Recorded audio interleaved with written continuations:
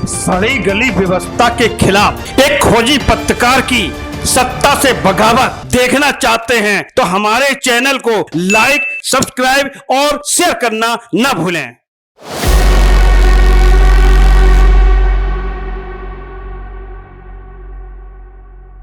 नमस्कार दोस्तों, एक बार फिर स्वागत है आपका दृष्टांत न्यूज में। मैं हूं आपका अपना संजय राजन, लेकर आया हूं मुद्दे की बात राजन के साथ। दोस्तों, दिल्ली में विधानसभा के चुनाव परिणाम आ चुके हैं। दिल्ली में कमल पूरी तरह से खिल चुका है और साथ ही शुरू हो चुकी है इंडिया गठबंधन में सर फुटा उल का खेल। दिल्ली में करीब 1.5 दर्जन सीटों पर आम आदमी पार्टी के हार की मार्जिन करीब 1000 से लेकर के 1500 मतों के बीच रही, जिसका ठिकरा आम आदमी पार्टी या समाजवादी पार्टी सरीखे दल जो आम आदमी पार्टी का समर्थन कर रहे थे, कांग्रेस के माथे पर मढ़ने में जुटे हुए हैं। चुनाव के पहले जो चर्चा इंडिया ब्लॉक के भीतर हो जानी चाहिए थी, वो चर्चा अब चुनाव परिणाम के बाद हो रही है, यानी साथ मिलकर चुनाव लड़ने का। हमने अपने पिछले विश्लेषण में साफ तौर पर कहा था कि जब जब इंडिया ब्लॉक दो फाड़ होगा, उसका फायदा सीधे भारतीय जनता पार्टी को मिलेगा। हरियाणा के बाद महाराष्ट्र और उसके बाद दिल्ली में यही नज़ारा सामने आया। वो कहावत है ना कि अब पछताए होत क्या जब चिड़िया चुग गई खेत। हमने तो दो टूक कहा था कि दिल्ली में चाहे जो आरोप प्रत्यारोप का दौर है, लेकिन हकीकत यही है कि आम आदमी पार्टी का अति आत्मविश्वास कांग्रेस के दुराव की वजह रहा और परिणाम सबके सामने है। अब चलिए, जो हो गया, समय चक्र का पहिया उलट नहीं सकता है। लेकिन अब सबकी निगाहें इस बात पर टिकी है कि आखिर दिल्ली में 27 साल बाद वापसी करने वाली भारतीय जनता पार्टी की सरकार का मुखिया यानी मुख्यमंत्री कौन होगा। तो दोस्तों चलिए, एक बात तो तय है कि अभी फिलहाल प्रधानमंत्री नरेंद्र मोदी के फ्रांस और अमेरिका दौरे का दौर चल रहा है। जब वो वापस आएंगे उसके पहले शायद ही कोई फैसला हो सके, क्योंकि स्पष्ट किया जा चुका है कि आखिरी फैसला प्रधानमंत्री नरेंद्र मोदी को ही लेना है। लेकिन भारतीय जनता पार्टी आला कमान के स्तर पर जारी मैराथन बैठकों में कुछ चेहरे हैं, शायद उनकी किस्मत खुल सकती है। इन बैठकों के जरिए जो बातें छन कर आ रही है, मैं कारण समेत आपको इस कार्यक्रम में वो जानकारी साझा कर रहा हूं जो दोस्तों दिल्ली में भारतीय जनता पार्टी की जीत की बड़ी वजह रही, और शायद उससे जुड़े हुए वो चेहरे मुख्यमंत्री पद के दावेदार हो सकते हैं। तो चलिए पहले जाट फैक्टर की बात कर लेते हैं। दिल्ली की 13 विधानसभा सीटें जाट बाहुल्य हैं, जिसमें से 11 सीटों पर भारतीय जनता पार्टी को जीत हासिल हुई और आपको महज 2 सीटें हासिल हुई। क्योंकि जाट फैक्टर वाले 3 राज्य हैं, हरियाणा, राजस्थान और उत्तर प्रदेश का पश्चिमी इलाका। इनमें से 2 राज्यों की बात कर ली जाए, राजस्थान और हरियाणा में, यहाँ पर बीजेपी जीत हासिल करने में सफल हो चुके हैं, वहाँ भारतीय जनता पार्टी की सरकार चल रही है। लेकिन उत्तर प्रदेश की बात कर ली जाए तो 2027 में यहाँ पर विधानसभा का चुनाव होना है। ऐसे में जाट नेता प्रवेश वर्मा, जो दिल्ली के पूर्व मुख्यमंत्री साहब सिंह वर्मा के बेटे भी हैं, उनका नाम मुख्यमंत्री पद की दावेदारी में सबसे आगे चल रहा है। वजह भी साफ है, क्योंकि उन्होंने नई दिल्ली सीट से अरविंद केजरीवाल को शिकस्त देने में कामयाबी हासिल की थी। अब बात कर ली जाए दूसरे नंबर के चेहरे की, तो पूर्वांचलियों का दिल्ली में अच्छा खासा दबदबा है। लगभग 30% मतदाता पूर्वांचल से सीधे प्रत्यक्ष या अप्रत्यक्ष रूप से जुड़े हुए हैं, और इन सब के चहेते नेता के रूप में सांसद मनोज तिवारी का नाम लिया जाता है। अब बात कर ली जाए मनोज तिवारी की, तो जाहिर सी बात है वो पूर्वांचलियों में अच्छे खासे लोकप्रिय हैं, क्योंकि वो भोजपुरी के एक बड़े गायक भी हैं और अभिनेता भी रहे हैं, और उनके करोड़ों फैन फॉलोअर्स हैं। इसके अलावे जो टीम मोदी हैं उसके भी वो चहेते रहे हैं, और यही वजह रही थी कि दिल्ली के बीजेपी प्रदेश अध्यक्ष की कमान भी उनके हाथों में रही। इस बार चुनाव में पूर्वांचलियों के प्रभाव वाले 30 विधानसभा सीटों में से बीजेपी के पाले में 17 सीटें गई, जबकि केजरीवाल की पार्टी को महज 6 सीटें आई। यानी कुल मिलाकर के जो 23 सीटें थी पूर्वांचलियों के प्रभाव वाले, उसमें से 17 सीटों पर भारतीय जनता पार्टी सफल रही और 6 सीटों पर सिर्फ आम आदमी पार्टी को सफलता मिली। तो इस लिहाज से हमें लगता है कि मनोज तिवारी के नाम पर भी निश्चित तौर पर केंद्रीय आलाकमान विचार करेगा। अब बात की जाए दिल्ली में पंजाबी मतदाताओं की, तो करीब 28 सीटें इनके प्रभाव वाली मानी जाती हैं, जिसमें बीजेपी को 23 सीटों पर शानदार जीत हासिल हुई और पंजाब के शासन करने वाली आप को महज 5 सीटें ही दर्ज हुई। इसके अलावा सिखों के प्रभाव वाले 4 सीटों को और जोड़ दिया जाए तो इसमें से 3 सीटों पर भारतीय जनता पार्टी और 1 सीट पर ही सिर्फ आम आदमी पार्टी को जीत हासिल हुई।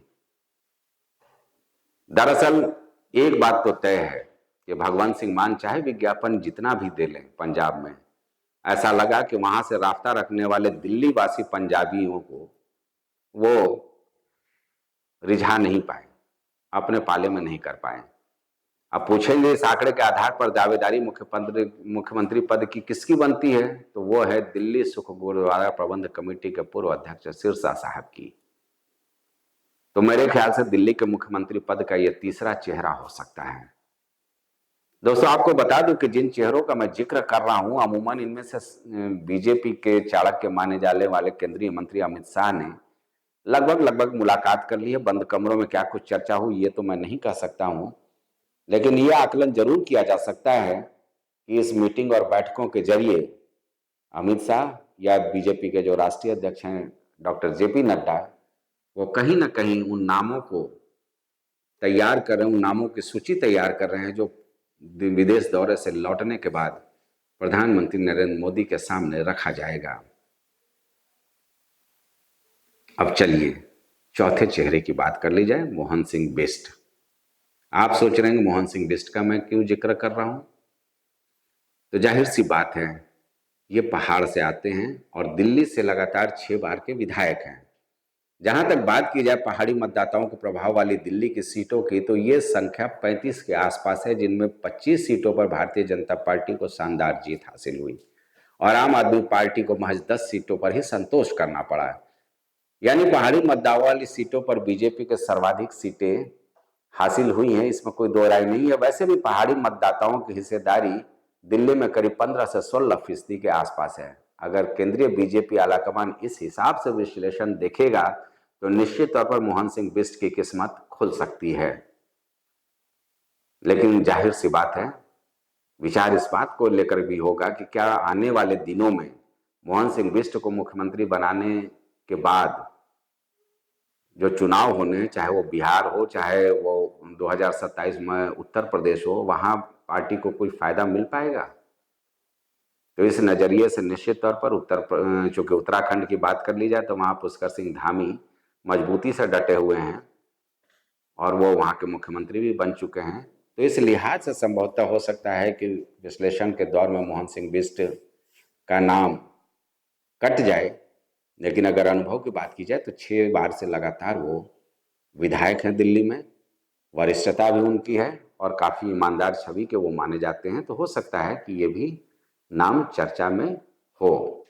चलिए एक और नाम की हम बात कर लें, बेहद चर्चा में है, वो है विजेंद्र गुप्ता। दिल्ली के प्रदेश अध्यक्ष रहे हैं भारतीय जनता पार्टी के। दरअसल दिल्ली का चुनाव विजेंद्र गुप्ता की अगुवाई में ही लड़ा गया और बनिया और व्यापारी वर्ग में इनकी अच्छी खासी पैठ को देखते हुए दिल्ली की गद्दी की दावेदारी का ये 5वां चेहरा हो सकता है। लेकिन दोस्तों मैं कुछ महिलाओं का भी नाम निश्चित तौर पर इस सूची में शामिल करना चाहूंगा, क्योंकि प्रधानमंत्री नरेंद्र मोदी और उनकी सरकार लगातार आधी आबादी को लेकर बड़े फैसले कर रही है और एक सकारात्मक सोच के साथ नरेंद्र मोदी आधी आबादी को अपने साथ जोड़ने में कामयाब रहे हैं।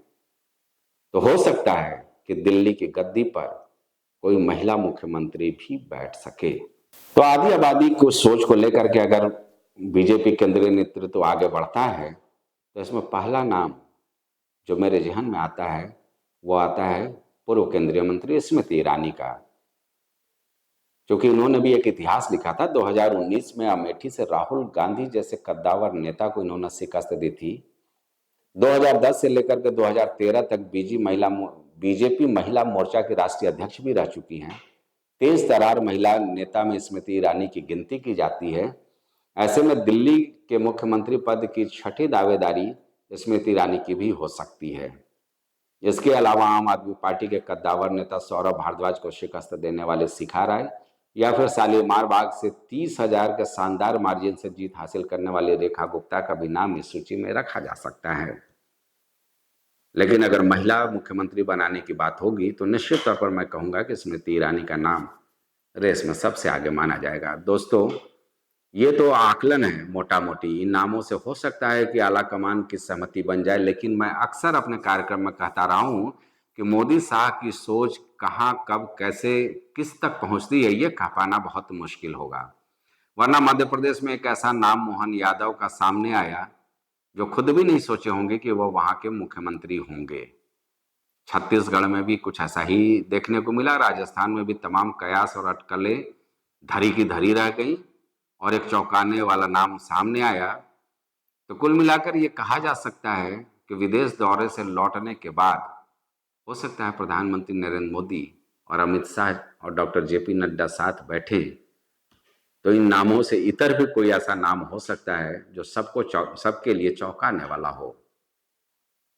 बहरहाल जो होगा वो प्रधानमंत्री के विदेश दौरे से वापसी के बाद होगा, लेकिन मैंने एक विश्लेषण आपके सामने प्रस्तुत करने की कोशिश की जिसके जरिए इन नामों पर जो मंथन चल रहा है, जो लगातार जिनकी सांसें अभी तेज हैं कि पता नहीं किसको कब कहां से केंद्रीय नेतृत्व की हरी झंडी मिल जाए और दिल्ली सरकार के वो मुखिया बन जाए। इंतजार तो करना पड़ेगा प्रधानमंत्री के आने तक का, लेकिन इन सब के बीच इंडिया ब्लॉक में सर फुटअव्वल का दौर जारी है। अब कांग्रेस किन परिस्थितियों में सारे सीटों पर चुनाव लड़ी, 14 सीटें ऐसी रहीं जिसमें आम आदमी पार्टी को, जैसा कि मैंने पहले ही बताया, कि 1000 से लेकर 1500 के कम मतों से हार का सामना करना पड़ा और इसका सीधा ठिकरा अब कांग्रेस पर फोड़ा जा रहा है। तृणमूल कांग्रेस के अध्यक्ष ममता बनर्जी ने तो कांग्रेस पर सवाल ही खड़े कर दिए कि कैसे कांग्रेस का सुपड़ा साफ होता जा रहा है। यानी मैंने एक कार्यक्रम किया था, आपको याद होगा, कि दिल्ली चुनाव में जो तस्वीरें दिख रही हैं, इंडिया ब्लॉक में फाड़ होता नजर आ रहा है और कांग्रेस से इतर एक तीसरे मोर्चे के गठन की कवायद चल रही है, जिसके अगुवा के रूप में सपा सुप्रीमो अखिलेश यादव हैं, टीएमसी सुप्रीमो ममता बनर्जी हैं और आम आदमी पार्टी के मुख्य संयोजक केजरीवाल हैं।